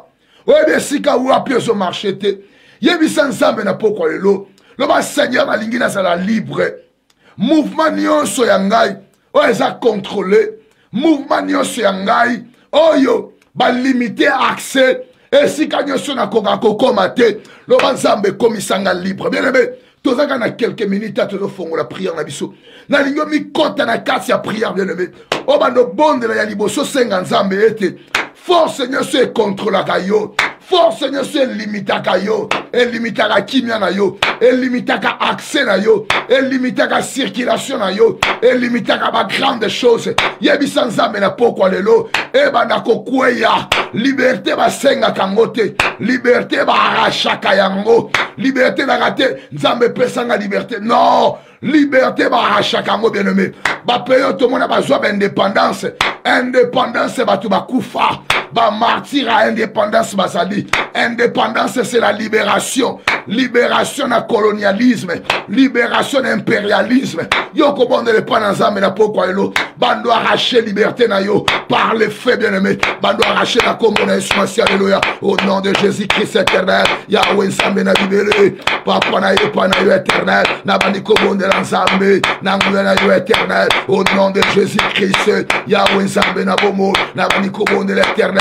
Réellement libre Yahweh. Libre nzambe na libéré. Libre nzambe bikamwa. Na kombo na Yesu Masiya éternel. Oh Yahweh nangai. Papa na kombo de l'éternel. Na poko elo nzambe na libéré. Na bandi ko kwesi nyonso. Na kwesi nyonso éternel. Na kwesi nyonso nzambe na libéré. Et bando koye éternel. Et koye na poko elo. Dans le nom de Jésus-Christ.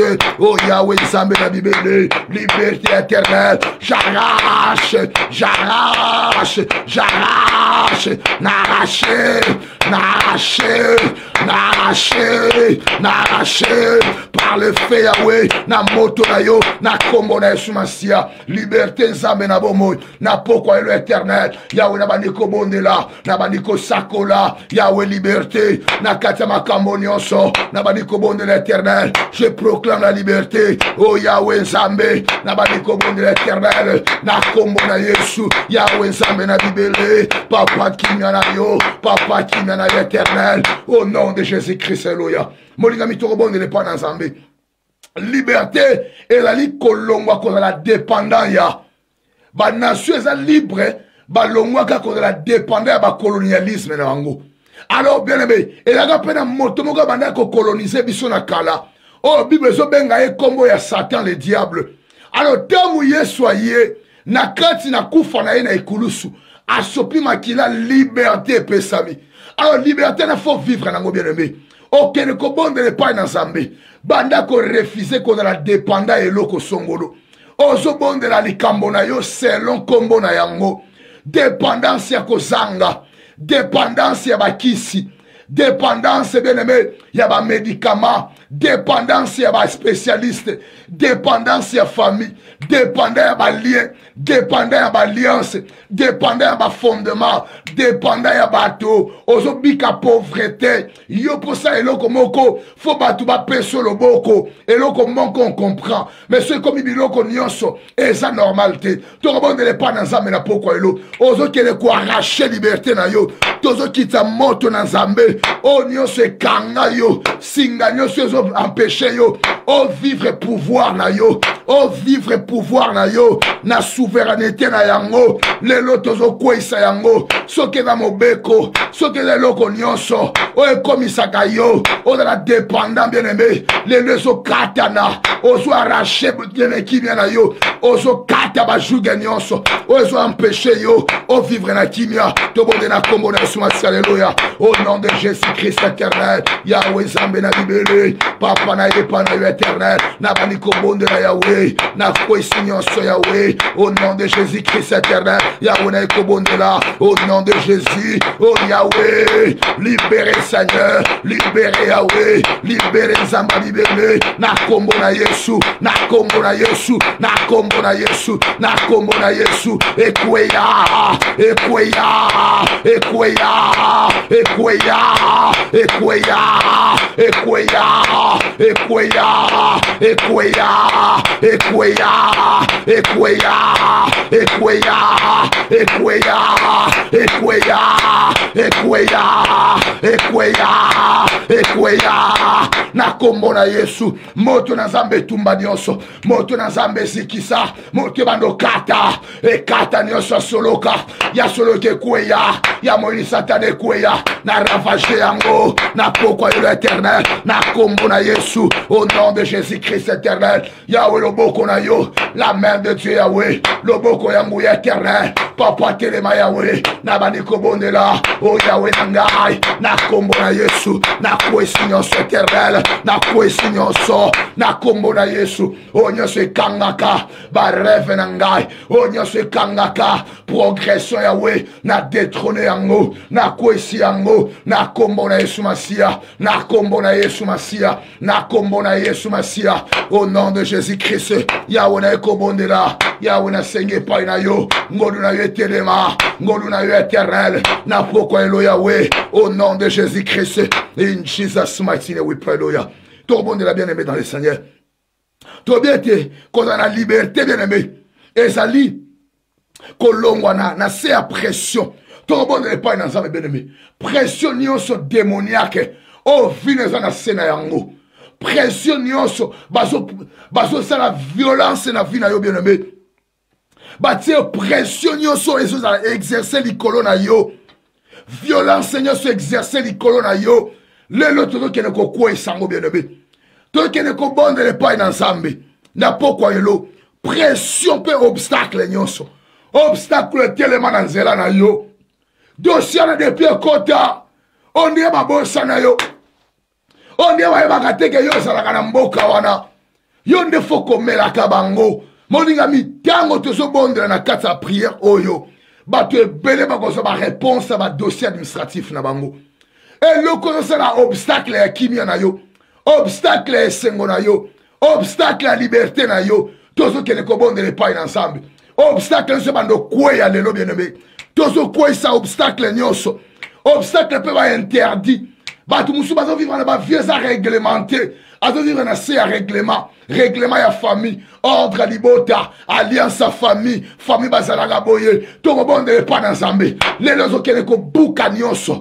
Obstacle kweya, ba interdit à famille, limite au batse labino, oko komate, oko lekate, tozo kwe sango lelo, to bonne na kombo na Yesu Masia alléluia, au nom de Jésus-Christ éternel, Yahweh Zame na libelé, na bani kombo de l'éternel, na kwe signon se Yahweh, mouya nyon se soloka, e kwe Nzambe nangai, e kwe éternel, e kwe Nzambe, e kwe Yesu nangai, na kombo na Yesu, papa e pa na yo, na kwe éternel, oh nyon se zayote, et quoi ya Nzambe, ba règlement ya famille, ba obstacle nyon so, et quoi ya éternel, et quoi ya Nzambe libéré, et quoi ya Yahweh, et quoi ya Nzambe na libéré, et quoi ya éternel, et quoi ya, et quoi ya, et quoi ya, et quoi ya, na kombo na Yesu, au nom de Jésus-Christ, Yahweh na sengi nguya na yo, le boko n'était éternel, papa manifeste-toi, Nzambe se manifester, na kati na via bana na yo, na kombo na Yesu Masia, in Jesus mighty name we pray. Moninga me okele kobonde le pa na Nzambe. Yebisa Nzambe loba ete, na kati na emo ya mabonde li, bando sala musala na kati ya nzoto na ngai. Bien-aimé dans le Seigneur, tengo tozo silisa mabonde li oyo, nzoto leza la purifier, ya système nyonso. Nzoto na yo bien-aimé, biloko liaka na bandoto, o bakota na kati na vi na yo, ba injection, mabala ya butu, yebisa Nzambe, a purifier nzoto na yo bien-aimé. Corps na yo la sanctifier. Mba musozo bonde na biso oza malade. Bazo menacer yo na AVC. Bazo menacer yo bien-aimé na stérilité. Bazo menacer yo na ménopause. Bazo menacer yo na paralysie. Bazo menacer yo na surménage. Bazo menacer yo na méningite. Bazo menacer yo bien-aimé na kati na infirmité. Toro bonde le pai na Nzambe. Oko senga restauration nzoto na yo. moi ma bonne de l'oyo, aime ma restauration, aime la yo restauration, nous autres comme à restaurer, vinaye comme à restaurer, libala no restaurer, tout senga restauration, peu purification nous autres na yo, tango ko gêné bien aimé, nous autres ne bando refuser, ni on si amabe, ba injection ba kotisa, biloka kolie côté dans nous autres na yo, nous autres ne bando payer la mort bien aimé, ma commune ensemble ce genre de démons ne sort que par les jeunes et par la prière. Tango démon à kotisaka. A kotisaka salité na nzoto na moto, salité ya molimo, mbindo ya butu, oko sanzame na poko lelo, nzoto ne bando refoulé et refoulé nyonso ya mabe, nzoto ne koma moto, bien aimé ndoki nyonso, ba mari de nuit, ba femme de nuit nyonso, o ba yaka kwa bise na bato, ba mona yote, o bando pe la moto, nzoto ne boaka maladi, nzoto ne boaka secret, o nyonso ya kindoki, ba dinga ba kote na nzoto na yo,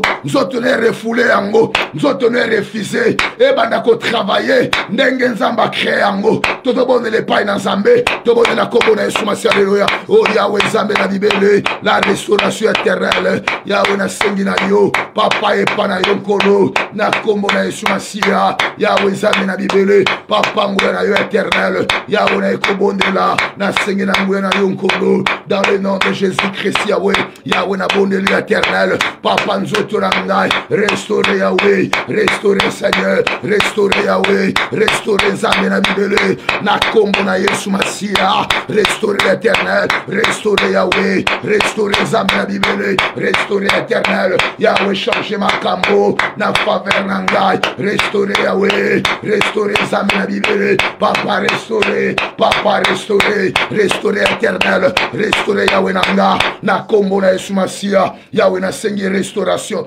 restauration na poko lelo, changer ma kambo nzambe na nguya, changer ma kambo éternel, changer ma kambo Yahweh na nga, na kombo na Yesu Masiya, bando changer Yahweh, changer la faveur ya bana na yo, bando changer éternel, oh Yahweh na ngai, na kombo na Yesu Masiya éternel, Yahweh restauration, mais ma restauration Yahweh, mais ma restauration éternelle, mais ma restauration Yahweh, na kombo na Yesu Masiya, alléluia, in Jesus mighty name we pray. Ton bon de la bien-aimé, ton qui est bon de la pona ouverture ya makambo, moto azali libre bien-aimé, makambo ne pe fongwa maka, comment yo cause la libre, mais makambo ne sa ko kangama, et mboka musu mutu sobi depuis na kota mboko makambo ne se kangama, on dit na yaka na mboka mabe, ton bon de le pas ensemble bien-aimé, makambo ne se bando fongwa, dossier administratif, ba demande ya ndako, ba demande ya nationalité, ba demande nyonso yo kotisa bien aimé, ba demande nyonso mboke banda kotosa yo bien aimé. Soki mboka yo nyate makoleza la teti na yo à partir ya 1 mois mabonde yo mboke banda kotosa yo, ba dossier kotisa kala bien aimé tozola musa yango. Molinga mi dossier administratif nyonso. Oh ya yo elala bien aimé tozo fongolango. Dossier na soki bakunda yango. Loboko nzambe kota na bureau wana.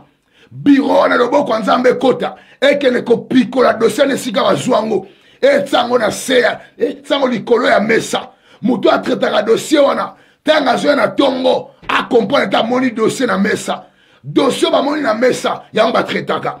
Dossier administratif na yo na lobi ese kwa na kombo na Yesu. Na yo s'adresse na yo. Na lobi dossier na yo. Oye kufa wana. Lelo ese kwa na kombo na Yesu Kristo. Ese kwa na kombo na Yesu. Dossier ya ndako. Dossier ya mosala. Esi kotika ba CV. O imprime ba CV kotisa. On dirait ba mona yango te ba benga kayote. A partir ya lelo. Oyo nyonso kufa ezo zonga na bomoi. Ezo bandako sekwa. Dossier administratif.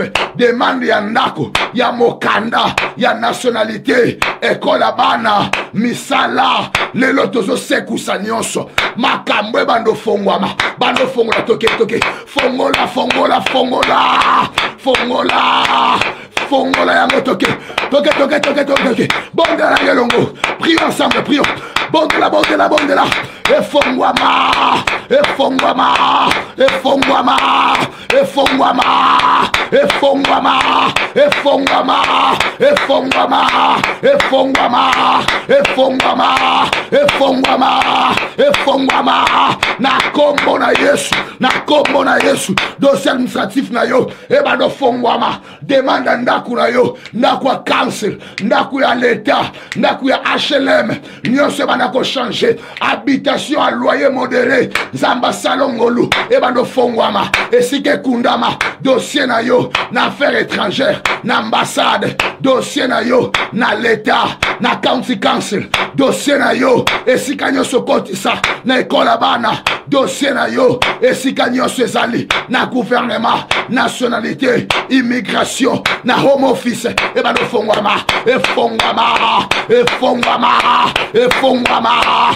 fongwama, fongwama, fongwama, fongwama na kombo na Yesu, na kombo na Yesu Masia, makambo fongwama, makambo changer na faveur na yo, makambo ba no changer, eba no fongwama, eba no fongwama, na lo bien fongwama, na lo bien fongwama, ya vina ye fongwama, na lo bien fongwama, et comme libre, dossier na yo wana, oyo bakanga, oyo bafandela, oyo banyata, bakangela gute, na tongwa lelo, na yekoloba, na pokwa na lelo, efongwama, efongwama, efongwama, efongwama, efongwama, efongwama, na kombo na Yesu Masia, au nom de Jésus-Christ, alléluia. Ton bon de la bien-aimée, tous ceux qui sont awa, auquel quoi ils sont bien-aimés, ceux qui vivent na yo, et opéra kana se ya malédiction moko songolo. Bien-aimé, osobanda ko longo la malédiction wana. Malédiction ememaka muta koma moumbo. Batu mususu aza liberté parce que la malédiction moko s'opérer likona yi. Na somone na keli mabe moko likolo na moto. Na mona mutu moko tozobondela na ye, ba bisinga ba placer na sa malédiction. Parce que mobali asa na ye. Mutu musu azalaka na ye alobaka maloba. Oui, moi si ozana ye, mutu musu azalaka na ye alobaka maloba. Et maloba ne kosala ke ndenge yo salie na ye, o souffri bitumbo eza yote. Toko bande le pas ensemble na poko yo. Bando révoquer malédiction yoso. O opéraka contre yo et tindaka ba mauvaise chose na nzela na yo. Malédiction yoso yo. Et pour nous, ma benyo se comme la comme ma casse. Pour l'embana vie au coca sous-souté. Tout comme la cobonde de la bien-aimée. Ma commune s'amène comme l'oiseau s'envole. Comme l'hirondelle s'échappe. Ainsi, toute la malédiction sans cause ni sans effet. Tous ont révoqué la kelima benyoso. Et ça a révoqué la vie na yo. Tout le monde est na combo na yesu masi, alléluia. Au nom de Jésus-Christ éternel. Yahweh zami na bibele. Papa na bali combo de l'éternel. Na combo na yesu masi. Yahweh na yepa na yo. Na bando révoqué nyonso. Weze ayo ti éternel. Et bando kweya nzambanguya. Bila kelima benyoso. Na rejeté yango. Na rejeté yango. Na rejeté yango. Na combo na yesu. Bando bondela. Bando bondela bien aimé. Rejeté yango. Et la kelima be. Rejeté yango. Ba mauvais sort, batika na vie na yo, e bando kweya, ekweya, ekweya, ekweya, ekweya, ekweya, ekweya, ekweya, ekweya bien-aimé, na kombo na Yesu, na kombo na Yesu, na kombo na Yesu, zala libre maintenant, zala libre maintenant, zala libre, na longo li vie na yo, na se malédiction, na longo li vie na yo, na se ba mauvais sort, na longo li yo, malédiction yoso et opéraka contre vinayo le kweya le kweya le kweya le kweya na lobie kweya na lobie kweya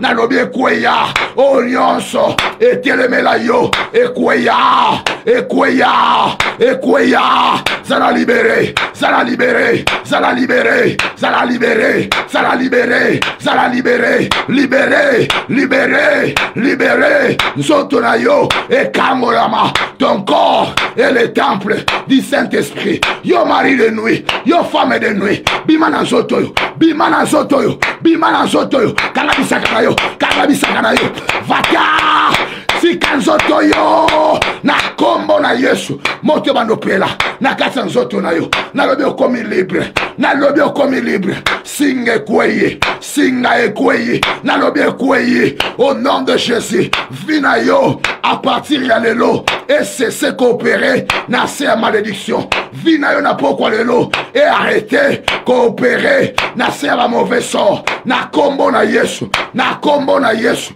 na kombo na Yesu oui na yebeza yo obimaka na moto moko na famille na bango balobela yo mabe balakela yo mabe okoma na poto maison marchete na pokwa lelo na bimisi yo na libere yo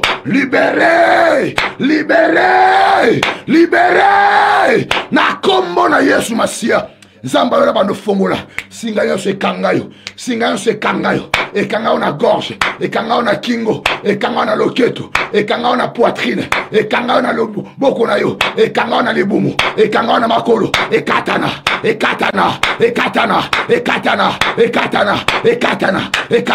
na kombo na Yesu na communique moto na nzoto na yo ebando bimisa moto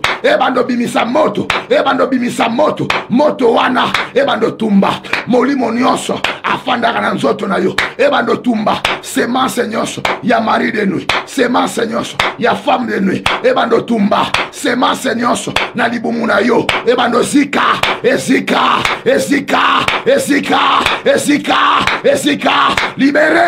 libéré na kombo na Yesu Masia au nom puissant de Jésus-Christ Nazareth alléluia na kombo na Yesu Masia Yahweh na tiki libota na yo pa na yo Seigneur neko kabali bota oyo nzambe na maboko na yo awa tozali kofongola jeune na biso nzambe moko liboso oyo nyonso ekangamaki efongwama na kombo na Yesu oyo emashaka te na vi na yo lelo ezwa makolo etambola na kombo na Yesu Kristo oyo nyonso ekufa na nzoto na yo nalobi banda kosekwa et revenir à la vie. N'a bien revenir à la vie. Et ça dépendre de la volonté na yote. Et ça dépendre de la foi na yote. Mais ça dépendre de la mouya. Ya liloba na nzambe. Ondi mondi mate. O croire te. N'a bien zonga na bomo. Et zonga na bomo. Et zonga na bomo. Et zonga na bomo. Et zonga na bomo. Et zonga na bomo.